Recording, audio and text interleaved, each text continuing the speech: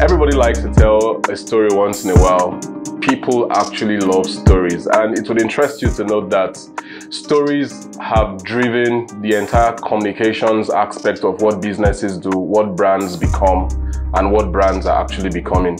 So I have just a very little story for you today. It's an IP story, an intellectual property story that I feel would give you a new perspective to the way you actually do things, the way you structure your business, and the way your business thrives in this digital economy.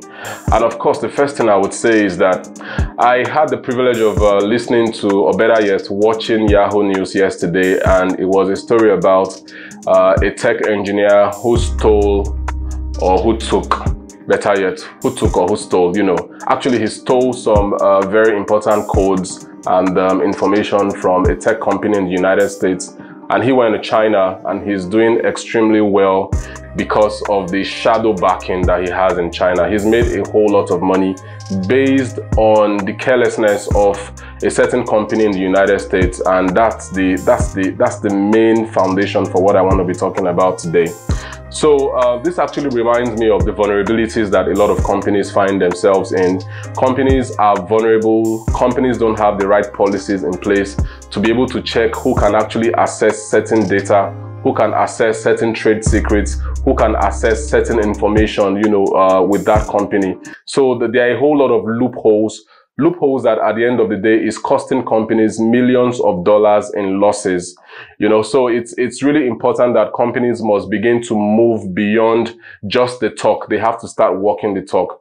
The other thing I want to share also has to do with client data breaches.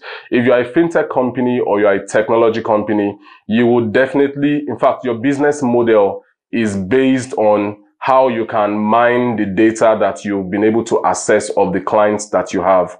So my question today is, how are you using that data that you have mined? How are you protecting the data? Can companies reach out? In fact, can individuals or corporate bodies that you deal with, can they reach out to you to be able to ask you certain questions as to how you are using their data, how you have protected their data, for how long you should be able to possess their data? All of those things, are things that companies need to start thinking about. Is your company thinking about some of these things? The last thing that I would want to talk about today is, do you have a proper team that looks into your vulnerabilities in your company? Have you ever sat down to say, okay, what if espionage now is a big deal in the industry? People are tracking people's data, information, and all of those things. Are you safe? Are you safe doesn't mean are you physically safe. Your safety depends on the safety of the data that you keep of your clients. So if there are breaches, for example, you should be expecting that people are going to take you to court. People would sue you.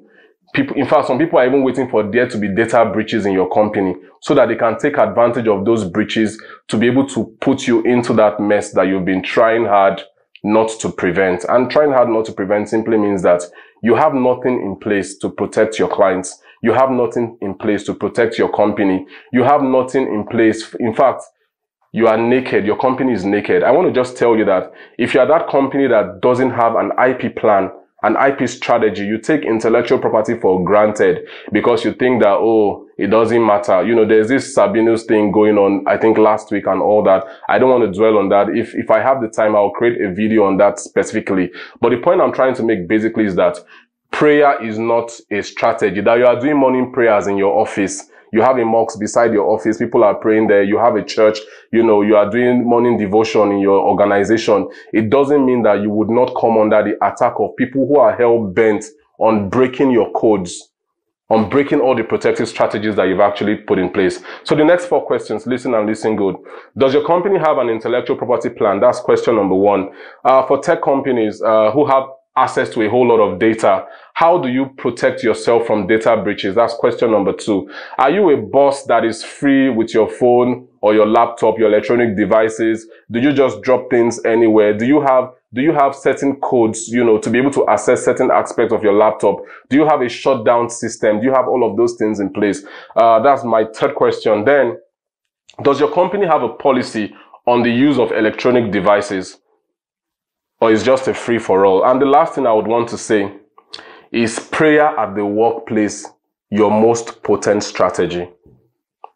Are you praying so hard that you've forgotten to think and to plan and to put in place IP strategies, IP protection, IP policies that would protect not only you, protect your clients, and invariably protect the society? Till I come your way next time on the next video, do have a very wonderful day ahead. Cheers, guys.